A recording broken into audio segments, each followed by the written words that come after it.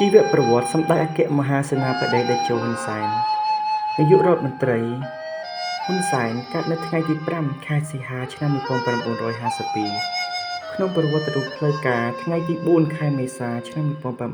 1951នៅឃុំពីមកោះស្នាស្តុកចិនត្រង់ខេត្តកំពង់ចាមប្រទេសកម្ពុជាក្រោយពីសម្ដេចបានបញ្ចប់ការសិក្សាថ្នាក់បឋមសិក្សានៅឯស្រុកកំណើតក្នុងឆ្នាំ1955សម្ដេចបានមករស់នៅរាជធានីភ្នំពេញក្នុងឆ្នាំ1970ប្រទេសកម្ពុជាបានធ្លាក់ចូលទៅក្នុងភ្លើងសង្គ្រាមដើម្បីឆ្លើយតបទៅនឹងការអំពាវនាវរបស់សម្ដេចរតនសីហនុឲ្យប្រជាជនកម្ពុជាចូលរួមក្នុងចលនាប្រឆាំងនឹងពួកចក្រពត្តិនិយម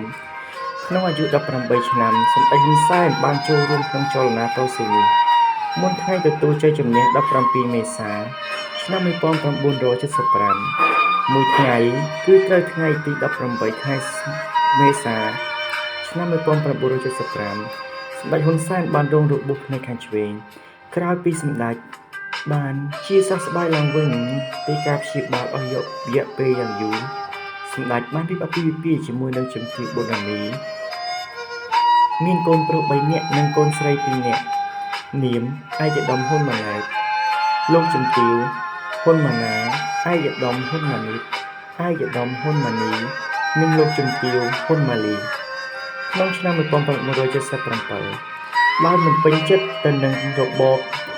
ប្រល័យពូជសាសន៍ប៉ុលពតសម្ដេចបានចាក់ចោលគ្រួសារជាទីស្រឡាញ់ម្ដងទៀតដើម្បីដឹកនាំចលនារំដោះប្រទេសនិងប្រជាជនពីរបបដ៏សាហាវយង់ឃ្នងនេះក្នុងឆ្នាំ1978សម្ដេចបានក្លាយជាស្ថាបនិកមួយរូបនៃចលនាសង្គ្រោះជាតិកម្ពុជាហៅថារណសិរ្សសាមគ្គីសង្គ្រោះជាតិកម្ពុជាដែលមានកិច្ចសហប្រតិបត្តិការមួយចលនាស្នេហាជាតិមាតុភូមិជាច្រើនទៀតនិងគ្រប់គ្រងដោយកងកម្លាំងកុលស្ម័គ្រចិត្តវៀតណាមចលនានេះបានជួយរំដោះប្រទេសជាតិនិងប្រជាជនកម្ពុជាឲ្យរួចផុតពីរបបប្រល័យពូជសាសន៍ប្រជាធិបតេយ្យកម្ពុជានៅថ្ងៃទី7ខែមករាឆ្នាំ1979ចាប់តាំងពីឆ្នាំ1979ដល់ឆ្នាំ1993សម្ដេចហ៊ុនសែនបានកាន់តួនាទីជាច្រើនក្នុងរដ្ឋបាលកម្ពុជាសាធារណរដ្ឋប្រជាមានិតកម្ពុជានិងបន្ទាប់មករដ្ឋកម្ពុជាសម្ដេចបានកាន់តំណែងជារដ្ឋមន្ត្រីការបរទេសនៅឆ្នាំ1979ជាឧបនាយករដ្ឋមន្ត្រីនិងជារដ្ឋមន្ត្រីការបរទេសពីឆ្នាំ1981ដល់ឆ្នាំ1985និងពីឆ្នាំ1950ពីឆ្នាំ1985ដល់ឆ្នាំ1991ជានាយករដ្ឋមន្ត្រីនិងជាមន្ត្រីការបរទេសនៅថ្ងៃទី23តុលាឆ្នាំ1991សម្ដេចហ៊ុនសែនគឺជាតំណាងហត្ថលេខាដ៏សំខាន់មួយរូបក្នុងដំណើរការកិច្ចព្រមព្រៀងទីក្រុងប៉ារីសទី23តុលាឆ្នាំ1991ជាសមិទ្ធផលនៃកិច្ចព្រមព្រៀងនេះគឺបានបោះឆ្នោតសកលដោយសេរីមួយដែលបានកើតឡើងជាលើកដំបូងនៅកម្ពុជាក្នុងឆ្នាំ1993ពីឆ្នាំ1993ដល់ឆ្នាំ1998សម្ដេចបានកាន់តួនាទីជាសហនាយករដ្ឋមន្ត្រីឬជានាយករដ្ឋមន្ត្រីទី2ក្នុងរដ្ឋាភិបាលចម្រុះនីតិកាលទី1នៃរដ្ឋសភាជាតិការបោះឆ្នោតជាសកលនៅឆ្នាំ1998សម្ដេចដឹកនាំគណបក្សប្រជាជនកម្ពុជាក្នុងនាមសម្ដេចជាអនុប្រធានរហូតទទួលបានជោគជ័យហើយក្លាយជានាយករដ្ឋមន្ត្រីនៃប្រជាជនកម្ពុជាដឹកនាំរដ្ឋាភិបាលចម្រុះនីតិកាលទី2នៃរដ្ឋសភាជាតិដែលមានគណៈបកធំពីរគឺគណៈបកប្រជាជននិងគណៈបកហ៊ុនស៊ិនប៉ិចក្រោមការដឹកនាំរបស់សម្ដេចប្រទេសកម្ពុជាបានក្លាយជាសមាជិកទី10នៃប្រជាជាតិអាស៊ីអាគ្នេយ៍ក្នុងនាមសម្ដេចហ៊ុនសែនជាបេក្ខភាពនាយករដ្ឋមន្ត្រីនៃគណៈបកប្រជាជនកម្ពុជាសម្ដេចបានដឹកនាំឲ្យមានជ័យជំនះម្ដងទៀតនៅក្នុងការបោះឆ្នោតជាសកលនៅខែកក្កដាឆ្នាំ2003ក្រោយពីមានការជាប់គាំងខាងនយោបាយអស់រយៈពេលជាច្រើនខែសម្ដេចក៏ទទួលបានជ័យជំនះការបង្កើតរដ្ឋាភិបាលចម្រុះជាមួយនឹងគណៈបកហ៊ុនស៊ិនប៉ិចក្នុងថ្ងៃទី15ខែកក្កដាឆ្នាំ2004ហើយបានក្លាយជានាយករដ្ឋមន្ត្រីដឹកនាំរដ្ឋាភិបាលនៃប្រជាជាតិកម្ពុជា នៅថ្ងៃទី25ខែកញ្ញាឆ្នាំ2008ក្រោយពីទទួលបានជ័យជំនះក្នុងការបោះឆ្នោតសកល27កក្កដាឆ្នាំ2008ដែលគណៈបកប្រជាជនឈ្នះបាន90អាសនៈក្នុង123អាសនៈក្នុងសភាជាតិសម្ដេចអគ្គមហាសេនាបតីតេជោហ៊ុនសែនបានកាន់តំណែងជានាយករដ្ឋមន្ត្រីកម្ពុជានៅក្នុងនីតិកាលទី4នៃរដ្ឋសភាជាតិដំណាក់កាលទី5ឆ្នាំ2008ដល់ឆ្នាំ2013ដោយសារការទទួលស្គាល់ចំពោះកិច្ចខិតខំប្រឹងប្រែងការផ្សះផ្សាជាតិសន្តិភាពព្រមជាមួយនឹងការខិតខំអភិវឌ្ឍសេដ្ឋកិច្ចសម្ដេចហ៊ុនសែនត្រូវបានប្រទាននាយជាសម្ដេចដោយព្រះមហាក្សត្រព្រះបាទនរោត្តមសីហនុនៅឆ្នាំ1991សម្ដេចបានទទួលសញ្ញាបត្រផ្នែកនយោបាយ Cambodia Treaty Edition និងបណ្ឌិតវិទ្យាសាស្ត្រនយោបាយពី National Political Academy នៅទីក្រុងហាណូយនៅក្នុងឆ្នាំ1995សម្ដេចហ៊ុនសែនបានទទួលបណ្ឌិតកិត្តិយសបណ្ឌិតនយោបាយវិទ្យាសាស្ត្រពីសាកលវិទ្យាល័យ Southern Carolina University of Provincial Stadia USA សហរដ្ឋអាមេរិកនៅឆ្នាំ1996សម្ដេចបានទទួលបណ្ឌិតច្បាប់ពីមហាវិទ្យាល័យ IOW Advanced College USA សហរដ្ឋអាមេរិកនៅថ្ងៃទី2ខែធ្នូឆ្នាំ1996សម្ដេចបានទទួលពានរង្វាន់សន្តិភាពពិភពលោកពីបណ្ឌិតសភាពិភពលោកជាវីរៈជនទី6និងជាអ្នកទី1ក្នុងអាស៊ីខាងត្បូងដែលទទួលបានពានរង្វាន់មហាកិត្តិយសនេះនៅថ្ងៃទី10ខែមេសាឆ្នាំ2001នៅទីក្រុងសេអ៊ូលគណៈកម្មាធិការផ្តល់រង្វាន់នៃសាកលវិទ្យាល័យ Cementa School of Dico University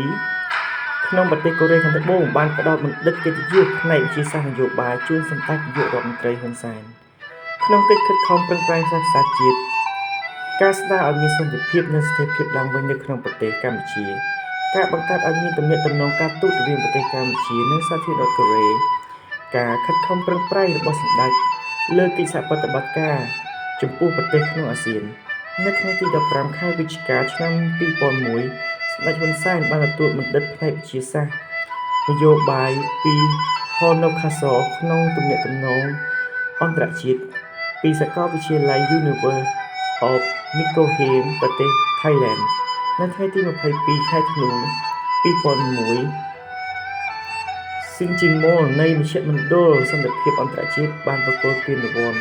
លើការលើកកម្ពស់ពិភពលោកដោយបេះដូងមានតែមួយ Light Up the World with a Honest Heart ជូនសម្ដេចហ៊ុនសែនជាការឆ្លើយតបទៅនឹងការទទួលស្គាល់សមិទ្ធផលធំៗក្នុងបរិមាណនិងគុណភាព Sinjinmol បានលើកឡើងសម្ដេចហ៊ុនសែនជាសារវ័នដែលបានជ្រើសរើសដោយព្រះពុទ្ធជាម្ចាស់ឲ្យបានជួយប្រជាជនកម្ពុជារាប់លានអ្នកឲ្យរួចផុតពីសេចក្តីស្លាប់ផ្ដល់ឲ្យពួកគេនៅចំណេះដឹងម្ហូបអាហារនិងទីជម្រកនិងការកសាងសាលារៀននិងទីពេទ្យប្រឡាយទឹកនិងដឹកនាំប្រទេសកម្ពុជានៅក្នុងអាស៊ាននៅថ្ងៃទី6ខែសីហាឆ្នាំ2002សម្ដេចហ៊ុនសែនបានទទួលឋានៈជាសមាជិកពេញសិទ្ធិរបស់បណ្ឌិតសភាវិទ្យាសាស្ត្រធម្មជាតិនៃសហព័ន្ធរុស្ស៊ីនិងបំពាក់មេដាយកិត្តិយសដោយទទួលស្គាល់ជាមេដឹកនាំសម្ដេចធ្វើឲ្យកម្ពុជាមានសន្តិភាពស្ថិរភាពអភិវឌ្ឍសេដ្ឋកិច្ចនៅថ្ងៃទី4ខែកញ្ញាឆ្នាំ2002គណៈកម្មាធិការសហព័ន្ធវិស្វកម្មអាស៊ានបានធ្វើអំណោយ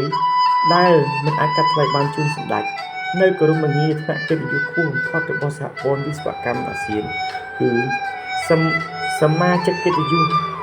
ដ៏ចំណានអាស៊ានដែលត្រូវបានគេជ្រើសរើសពិសេសសម្រាប់អាស៊ី Delcy Honey for Member ជាលើកដំបូងដែលមិនធ្លាប់មានគោលបំណងនេះគឺឆ្លើយតបទៅនឹងការទទួលស្គាល់នៅមនសិការជាតិ